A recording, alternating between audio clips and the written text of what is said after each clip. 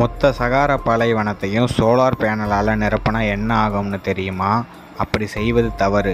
ஏன்னா இந்த சோலார் தகடுகள் மூலம் கிடைக்கும் எனர்ஜி மொத்த பூமிக்கு தேவைப்படுறதை விட 100 மடங்கு அதிகம்னாலும் இந்த செயல் ஒட்டுமொத்த உலகத்துக்கும் பேரழிவை கொண்டு வரும். பெரும்பாலான எனர்ஜி என்விரான்மெண்ட்டுக்கே திரும்பிடும். இதனால பாலைவனம் முழுக்க குளிர்ச்சியாகிடும். இந்த இடத்துல மழைகள் அதிகமாக பெய்ய ஆரம்பிக்கும். இது இந்த பாலைவனத்தை ஒரு சோலைவனமாக மாற்றிடும். இதனால அட்லாண்டிக் பெருங்கடல்ல அதிகமாக சூறாவளி உருவாகும்.